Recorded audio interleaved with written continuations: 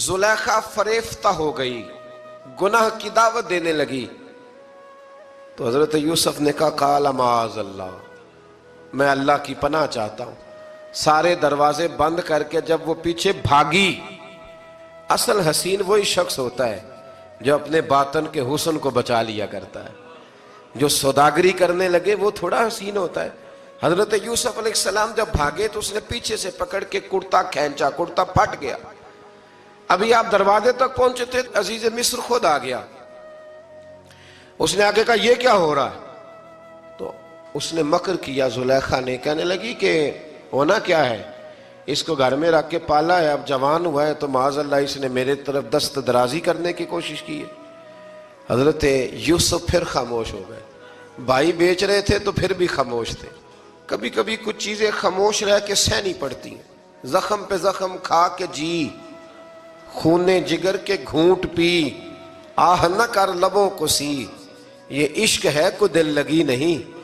حضرت یوسف علیہ السلام پھر چپ ہے۔ زلیخا نے بڑی باتیں کی۔ ایک دانا آدمی تھا، قرآن کہتا ہے ایک بولا بولنے والا، ایک عقل مند بولا۔ اس نے کہا دیکھو، نہ زلیخا کی سنو نہ یوسف کی سنو، اگر تو کرتا آگے سے پھٹا ہوا ہے تو پھر غلطی ہے جناب یوسف کی، اور اگر پیچھے سے پھٹا ہے تو پھر زلیخا کی غلطی۔ حضرت یوسف کی معاذ اللہ پھر غلطی۔ تو عزیز مصر نے کرتا دیکھا تو پیچھے سے پھٹا تھا، لیکن امام قرطبی کہتے ہیں وہ کوئی عقل مند آدمی نہیں، وہ تو 4 مہینے کا بچہ تھا، وہ ایک 4 مہینے کا، وہ قریب تھا۔ حضرت یوسف علیہ السلام کی گواہی دینے کے لیے اللہ نے اسے زبان دی تھی۔ زلیخا کے ماموں کا بیٹا تھا، 4 مہینہ کا گہوارے میں لیٹا ہوا، جب بادشاہ سے فیصلہ نہیں ہو رہا تھا اور بادشاہ پریشان تھا عزیز مصر کہ کسی کو جا کے بتاؤں گا تو کوئی کیا سوچے گا، اس کے گھر میں کیا کچھ ہوتا ہے۔ کہتے پریشان تھا تو پنگوڑے سے بچہ بول پڑا، کہنے لگا بادشاہ اگر تو کرتا آگے سے پھٹا ہے تو پھر معاذ اللہ غلطی حضرت یوسف کی، اگر پیچھے سے پھٹا ہے تو پھر زلیخا کی۔ تو کرتا پیچھے سے پھٹا تھا، حضرت یوسف کے حق میں گواہی مکمل ہو گئی۔ اب آہستہ آہستہ نا دربار میں محل میں بات پھیلنے لگی، تو بیویاں کہنے لگی اوہو زلیخا تو ایک غلام پہ عاشق ہو گئی ہے، ایک غلام پہ۔ تو زلیخا کہنے لگی تم اجے میرا محبوب نہیں ڈٹھا۔ یہ رٹے ڈالنے والے دیکھتے نہیں اور دور کھڑے رہ رہ کے کہانیاں سناتے رہتے۔ اس نے کہا تو نے ابھی دیکھا نہیں نا، تو نے ابھی، تجھے کیا پتا ہو کہ ماجرا کیا ہے؟ تو کہنے لگی نہیں تو غلام پہ۔ اس نے کہا چلو تجربہ کراتی ہوں۔ ساری عورتوں کو بٹھایا، ہاتھ میں ایک ایک سیب دیا، ایک ایک چھری دی، اور جب پوری تیاری ہو گئی پھل کاٹنے کی عورتوں کی، تو جناب یوسف سے کہا ذرا جھلک تو دکھاؤ۔ تو حضرت یوسف نے جب جھلک دکھائی تو قرآن کہتا ہے سیب کاٹنے کی بجائے ہاتھ کاٹ لیے، اور کہنے لگی اوہو یہ کوئی بشر نہیں، یہ تو کوئی فرشتہ ہے، یہ کوئی فرشتہ ہے، یہ تو کوئی اللہ تبارک و تعالیٰ کی طرف سے آنے والا کوئی کرامت والا، عزت والا، شان والا فرشتہ ہے۔ حضرت زلیخا کہنے لگی سمجھ آئی ہے پھر، تو مجھ پر شکوہ کرتی تھی۔ تو اب وہ بات بھی آہستہ آہستہ پھیلنے لگی کہ حضرت یوسف علیہ السلام کی غلطی نہیں، غلطی زلیخا کی۔ اب بادشاہ نے زلیخا سے کہا کہ اگر تو میں تیری بات کروں تو تیرے ساتھ میری بدنامی کا بھی ڈر ہے، کیا کرے؟ طے یہ پایا کہ حضرت یوسف کو جیل میں ڈال دیا جائے۔ پہلے بھائیوں کے تھپڑ، پھر کنواں، پھر مصر کی منڈی، پھر زلیخا کا الزام، اور پھر باری آ گئی جیل جانے کی۔ حضرت یوسف علیہ السلام کو جیل میں، کچھ نے لکھا ہے 12 سال جیل میں رہے، جیل میں ڈال دیا۔ حضرت یوسف علیہ السلام جیل میں کیا کرتے؟ واعظ فرماتے، تبلیغ فرماتے، لوگوں کو اللہ کی توحید کی دعوت دیتے۔ وہاں جیل میں نا ایک شخص نے خواب دیکھا، اس نے دیکھا کہ میرے سر پہ نا پرندے کھا رہے۔ تو حضرت یوسف کہنے لگے اس کی تعبیر یہ ہے کہ تجھے قتل کیا جائے گا، اور تیری لاش کچھ دیر پڑی رہے گی تو پرندے تیرے سر پہ آ کے بیٹھیں گے، یہ تعبیر ہے۔ ایسا ہی ہوا، واقعی وہ شخص قتل ہو گیا۔ ایک شخص نے دیکھا کہ وہ شراب کشید کر رہا ہے، اس نے بھی تعبیر پوچھی تو آپ نے فرمایا تو اپنے بادشاہ کو پلائے گا۔ محسوس ہوتا ہے کہ اتنی دیر تک شراب ناجائز نہیں تھی، تو اس کو شراب پلائے گا، یہ اس کی تعبیر ہے۔ وقت گزرتا گیا. وقت جو ہوتا ہے نا، وقت یہ خود بخود لوگوں کی بے گناہی ثابت کر دیتا ہے. ایک وقت میں نا پراپوگنڈا ہوتا ہے تو ہر آدمی پراپوگنڈے کا شکار ہوتا ہے. پھر جب وقت گزرتا جاتا ہے تو خود بخود وقت کا گزرنا کچھ چیزوں کا خود بخود حال بن جاتا ہے. حضرت یوسف علی نبینا علیہ السلام کو جب 12 سال بیت گئے تو بادشاہ نے، عزیز مصر نے خواب دیکھا. اس نے خواب دیکھا کہ 7 موٹی تازی گائیں دبلی پتلی گائیں کو کھا گئیں، اور 7 خشک بالیاں ہیں اور 7 سرسبز و شاداب بالیاں ہیں. اپنے وزیر سے کہنے لگا کوئی تعبیر والا بندہ ملے. اس نے کہا کہ ایک بندہ ہے جس کی تعبیریں بڑی سچی ہیں. کہا وہ کون؟ کہنے لگے جناب یوسف. تو قید خانے میں پیغام بھیجا حضرت یوسف کو کہ خواب کی تعبیر بتائیں. تو جناب یوسف نے یہ نہیں کہا پہلے مجھے باہر نکالو، یہ نہیں فرمایا. فرمایا تعبیر یہ ہے، یہ 7 خشک بالیاں دیکھی ہیں نا، اس کا مطلب ہے کہ 7 سال تنگ دستی رہے گی، اور 7 سرسبز بالیاں دیکھی ہیں تو پھر 7 سال اللہ خوشحالی دے دے گا.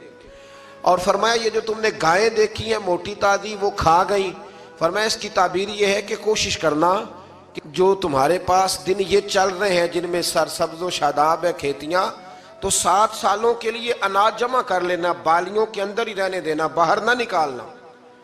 اور پھر اگلے جو خشک سال ہوں گے نا، وہ یہ جو جمع پونجی کی ہوگی نا، اس کی برکت سے وہ 7 سال آسانی سے.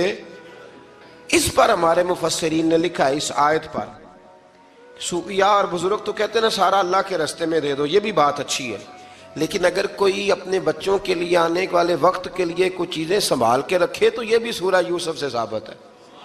یہ بھی سورہ یوسف سے، تو یہ بھی کوئی ایسا فعل نہیں ہے جس پر کوئی شخص تنقید کر سکے. آمدام برسر مطلب حضرت یوسف نے جب تعبیر بتائی تو بادشاہ کہنے لگا کہ انہیں باہر نکالو. آپ فرمانے لگے میں نہیں نکلتا بھائی، نہیں نکلتا میں جیل سے، یہی ٹھیک ہوں میں. آپ کیوں نہیں نکلتے؟ کہنے لگے پہلے اعلان کر کے لوگوں کو بتا کہ میں بے قصور ہوں. وہ جو تو نے پراپوگنڈا کیا نا اپنے منہ سے اعلان کر. اس نے جناب زلیخا کو بلایا، ان عورتوں کو بلایا، وہ عورتیں ساری سامنے آئیں، انہوں نے گواہی دی کہ یوسف تو بے گناہ ہے. پر سال کتنے لگ گئے؟ اللہ اکبر، 12 سال لگ گئے. یقین کریں کچھ لوگوں کو یہ ثابت کرنے میں نا کہ میں ٹھیک ہوں زندگی بیت جاتی ہے، اور میں تمہارا خیر کا ہوں زندگی بیت جاتی ہے. لوگوں کو ہوش تب آتی ہے جب مزار پر چادر ڈالنے کا ٹائم آ جاتا ہے، ہوش تب آتی ہے، لیکن پھر ہوش کا کوئی فائدہ. 12 سال کے بعد بادشاہ نے ان کو بلایا اور کہنے لگا کہ یہ جو خواب میں نے آپ کو سنایا اب کرنا کیا ہے؟ تو حضرت یوسف کہنے لگے تم سے کچھ بھی نہیں ہوگا، اگر کچھ کرنا ہے تو پھر یہ خزانے کی ذمہ داری میری لگاؤ. اگر کوئی قابل آدمی ہو تو وہ آگے بڑھ کے بات کر سکتا ہے. یہاں ہر بندہ ہی آگے بڑھ کے کہتا ہے مجھے دے دو ڈیوٹی، لیکن قابل ہو تو وہ آگے بڑھ کے بات کرے اور سمجھے کہ میرے علاوہ کسی کے لیے مشکل ہے تو پھر وہ آگے بڑھے. حضرت یوسف نے جب کہا تو انہوں نے آپ کو وزیر خزانہ بنا دیا. پھر ایک وقت آیا کہ وہ عزیز مصر ہی بن گئے. قحط پڑ گیا، جب مصر میں قحط پڑا تو دائیں بائیں بھی قحط پڑا. کنعان کے آپ رہنے والے تھے، وہاں بھی قحط پڑا. حضرت یعقوب بیٹے کی یاد میں رو رو کے تو آنکھوں کی بینائی چلی گئی. اور یارو باپ بھی بڑا ہی پیار کرتا ہے، بڑا ہی پیار کرتا ہے، بڑا ہی. پتہ ہے باقی تمہیں تحفے دیتے ہیں، باقی تم سے محبت کرتے ہیں، تو باپ تو بیٹے کو اپنی جوانی دے دیتا ہے، اپنی جوانی اپنے بیٹے کے نام کر دیتا ہے. باپ بھی بڑا ہی پیار کرتا ہے. سنگیو کوئی نہیں تول سکتا. بچے ایسے گھوم رہے ہوتے ہیں نا ابا جی کے سامنے تو ان کا اٹھنا بیٹھنا چلنا ہی بڑا پیارا لگتا ہے، کا آنا جانا ہی بڑا پیارا لگتا ہے. باپ کا تو قد روز اونچا ہوتا ہے کہ اللہ نے مجھے لال عطا فرمائے. حضرت یعقوب کی آنکھوں کی بینائی چلی گئی رو رو کے.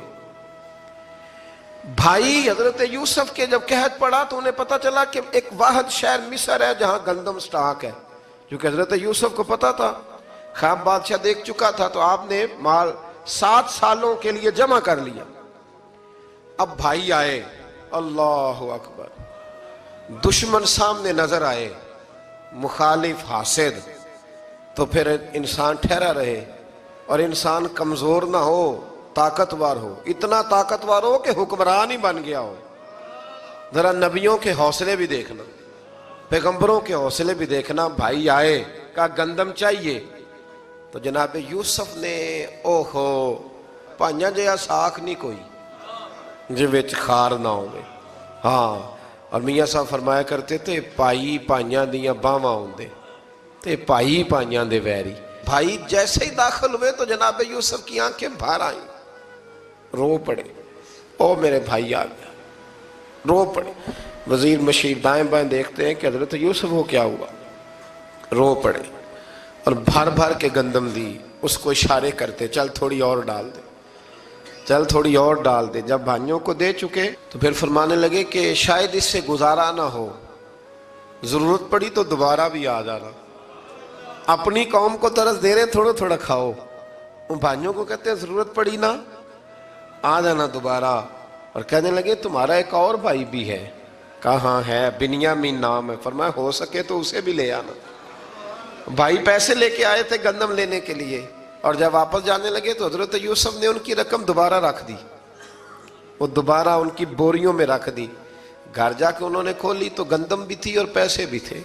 अब भाइयों से पैसे थोड़ी वसूल करने, जाके अपने वालिद से कहने लगे अब्बा बादशाह बड़े देखे हैं पर उसमें कोई खुशबू देखी।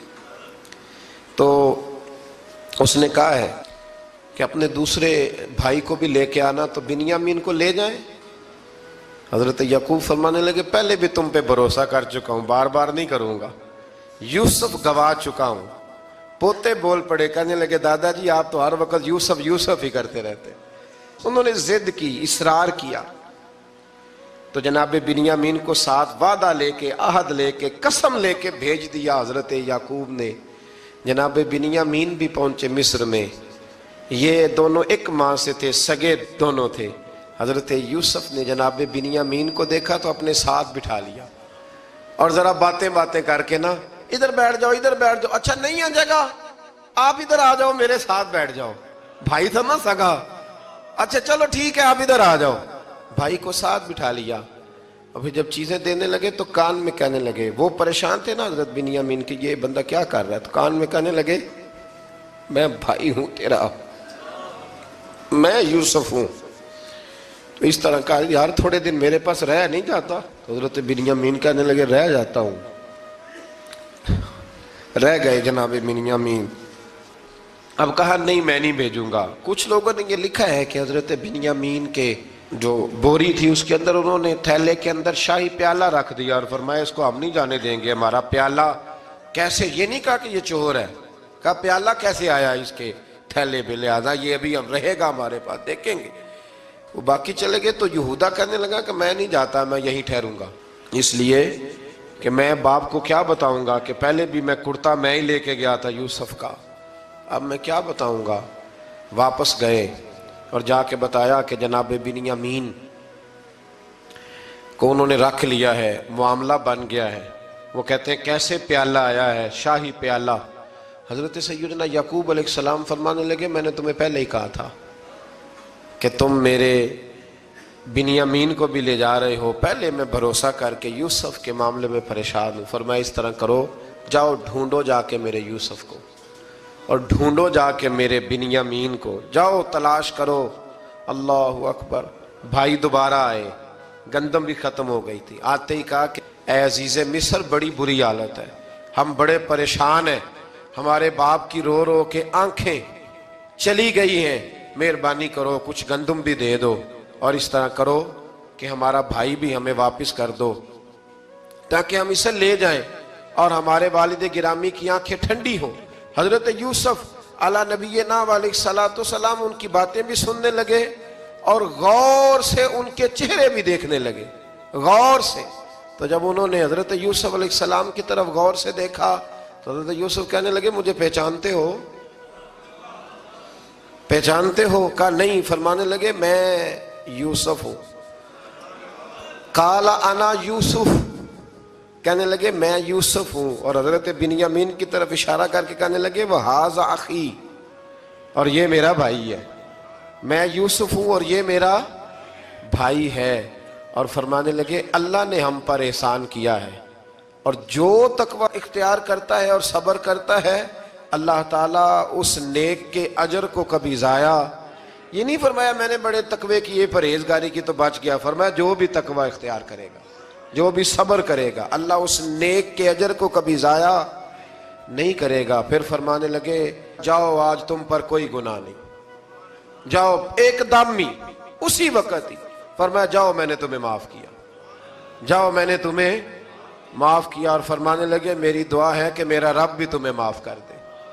پھر فرمایا یہ میری قمیض لے جاؤ، میرا کرتا، اور میرے باپ کی آنکھوں پہ ڈال دینا، امید ہے ان کی آنکھوں کی روشنی واپس آ جائے گی، جاؤ لے جاؤ۔ تو وہ کرتا لے کے گئے، اذهبوا بقمیصی ھذا، یہ میرا کرتا لے جاؤ۔ دیکھو اللہ والوں کے وجود سے جو چیز لگ جائے تبرک بن جاتی ہے۔ تو وہ کرتا لے کے گئے بھائی، ابھی دور ہی تھے، تو قرآن مجید کہتا ہے ابھی وہ دور تھے تو سیدنا یعقوب علیہ السلام فرمانے لگے بھئی مجھے یوسف کی خوشبو آ رہی ہے، مجھے نا یوسف کی، اللہ اکبر، کون اندازہ کرے باپ اور بیٹے کی محبت کا، مجھے نا خوشبو آ رہی ہے، یوسف کی خوشبو، مجھے خوشبو آ رہی ہے۔ تو حضرت سیدنا یعقوب علیہ السلام کی آنکھوں پہ ڈالا تو روشنی واپس آ گئی۔ کعبہ جی ذرا چل کے دیکھو تو صحیح رب نے آپ کے بیٹے کو کتنی شانیں عطا فرمائی۔ چلو نا، یہ 72 لوگ تھے جو یہاں سے چلے کنان سے، اور ہزاروں کا لشکر لے کر حضرت یوسف آئے، ہزاروں کا لشکر لے کے والد کے استقبال کے لیے۔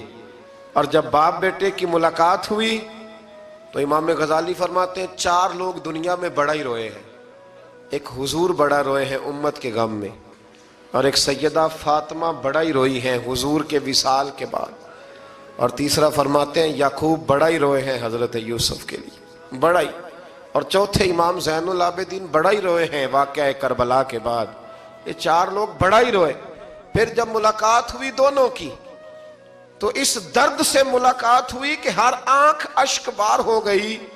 باپ بیٹا اتنی وارفتگی سے مل رہے تھے، اتنی وارفتگی سے کہ دائیں بائیں انہیں خبر ہی نہ رہی کہ باقی لوگ بھی ہیں۔ حضرت علامہ اسماعیل حقی نے لکھا ہے کہ جناب جبریل امین حضرت یعقوب کے کان میں کہنے لگے بس کریں، اوپر تو ذرا نظر اٹھائیں، فرشتے بھی دیدار کے لیے آئے ہوئے ہیں۔ دیکھیں اللہ کے فرشتے بھی آئے ہیں اس منظر محبت کو دیکھنے کے لیے۔ حضرت سیدنا یعقوب علیہ السلام، حضرت یوسف کی والدہ، اور پھر آپ کے 11 بھائی سارے آپ کے لیے سجدے میں گر گئے۔ تو حضرت یوسف کہنے لگے ابا جی یہ وہ میرا خواب ہے جو میں نے بچپن میں دیکھا تھا، یہ وہ میرا خواب ہے۔ حضرت سیدنا یعقوب علیہ السلام پھر کم و بیش لگ بھگ 23 سال، کچھ نے لکھا ہے 40 سال مصر میں رہے، اور جب وصال ہونے لگا تو حضرت یوسف سے فرمانے لگے بیٹا مجھے یہاں دفن نہ کرنا، مجھے وہیں لے جانا جہاں میرے والد دفن ہے۔ وہاں جا کے وہ دفن ہوئی۔ حضرت یوسف علیہ السلام نے پھر سالوں حکومت کی مصر پر، پھر وہیں ان کی تدفین ہوئی، اور جب تدفین ہوئی تو اختلاف ہو گیا، ہر قبیلہ کہتا تھا ہم نے اپنی طرف یوسف کو دفن کرنا ہے، اس لیے کہ جس طرف ان کو دفن کریں گے خوشحالیاں ہوں گی۔ پھر فیصلہ ہوا کہ سنگ مرمر کے تابوت میں رکھ کے حضرت یوسف کو دفن کیا جائے، اور دفن کرنے کے بعد ایسی جگہ پہ دفن کیا جائے جہاں سے پانی چھو کے گزرتا ہے۔ تو ان کو وہاں دفن کیا گیا، پانی چھو کے گزرتا تھا، لوگ کھیتیوں کو لگاتے تھے اور مصر سرسبز و شاداب رہتا تھا۔